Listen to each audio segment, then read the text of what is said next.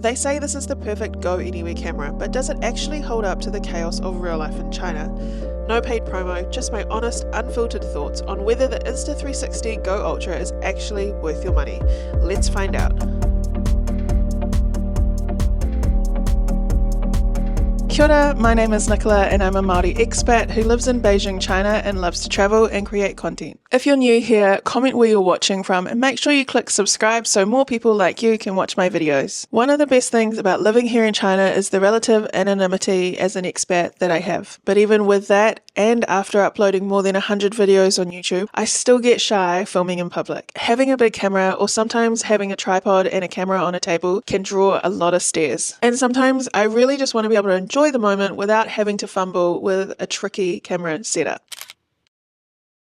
So I brought the Insta360 back in September of 2025 and I brought it hoping it would help solve some of the mum log problems when I was out and about filming content.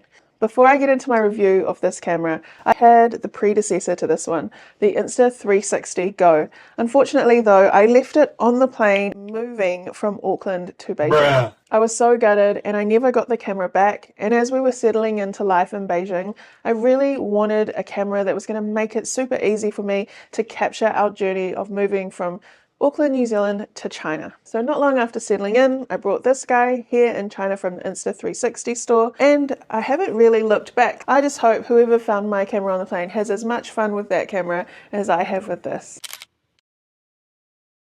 This camera is one of the best and most versatile cameras I have ever owned, and I've owned a few. The size of the actual camera is so good that it doesn't attract too many stares and you can even film hands-free. It has great stabilization, which means I don't have to worry about shaking. Gone are the days of watching shaky and unstabilized footage and getting motion sickness. With this camera, you're also going to get this little magnet here that your camera can attach to. This guy packs a punch. Not only is he lightweight, filming at 4K and 60 frames per second at the push of the button, this has got to be one of the easiest cameras I've ever used as a busy mum. Not only does it come with the magnetic lanyard, but it also comes in the housing unit, which has a screen that can be flipped out so you can see what you're filming. It also has a bunch of other accessories you can buy as a bundle. But with all good things, there are a few catches to this camera and I'd be foolish not to include them. Nothing is really terrible about this camera, but there are a couple of things that do annoy me. The first one is the orientation. Now, if you don't get the orientation right, if you click it onto the magnet, or if you use one of the clips and you end up turning it the wrong way, then that can impact the layout of your video. I've done this a couple of times where I've filmed footage thinking I was going to get a landscape orientation and have actually ended up with a portrait orientation. The difference between the landscape and the portrait orientation is really just a simple turn. So remembering to always have the light on top is really important to make sure that you get the right layout. You're also reminded of the orientation layout on the magnet, which is a good reminder, but sometimes when you're in a hurry and you're just clicking it on and going, you can forget. The second thing for me is the zoom function, which is just down here on the home base. This isn't a biggie, and the DJI Osmo Pocket 3 also has the same limitation. You can only zoom in once, which means that if you want to get really good close-up footage, you actually have to be close up. Lastly, again, not a deal breaker, but just annoying. The footage from the Insta360 in low light is okay, but it can sometimes be a little bit grainy. So if you're looking for a camera that is going to do really well in low light, then this might not be the one for you. Before I wrap up on my verdict about this camera, which I'm pretty sure you can already tell what it's going to be, there are a couple of accessories that I personally have found just help with getting the most out of your camera. Now, the very first accessory will come in handy if you're filming with kids or you're a little bit clumsy with your cameras or you're going to be using it on the go, and that is the lens guard. The lens guard is priced really well and you get two in a packet. As you can see, I've already used one. I accidentally dropped my camera when I was filming on my scooter and it cracked the lens. Now, when it first happened, I was really worried because I actually didn't realize, and I'll just show you, that this little bit right here can actually screw off to reveal the lens underneath. So this is, as it says, it's a lens guard. I cracked the lens guard and I was really worried that I had actually ruined the camera. Fortunately, I took it into the Insta360 store and they said no, I simply just had to buy one of these and it would be fine. One of the good things about this camera is it is waterproof and kind of action proof, and I have dropped it again.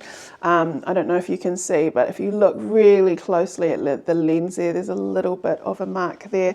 That's okay. That doesn't impact the quality of the footage that the camera produces. So if you are going to be using your camera for some action footage, then you might want to consider buying the lens guard. One more accessory, if it doesn't come in the bundle that you buy with your camera, I suggest getting is one of these.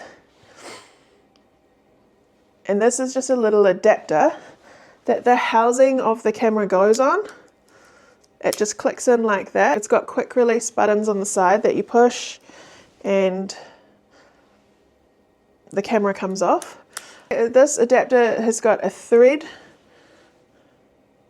It's got a thread screw adapter at the bottom, and it's also got one of these adapters as well, so that you can attach your camera to a selfie stick, to a tripod, to a small rig, to anything that's got a thread screw, all the old school GoPro connectors. That's probably the only other accessory I would encourage you to buy. And the much awaited for verdict, if you are a cinematic vlogger, you might want to skip this camera in favor of something a little bit more powerful. But if you are a parent or somebody who just wants to capture memories, footage, life without spending that time behind a screen, then this camera is probably the one for you. I'm really happy that I brought this camera. I think it has given me so much more versatility in just the range of shots that I can take, the hands-free ability, the being able to just enjoy being there, experiencing it without having to hold a camera up.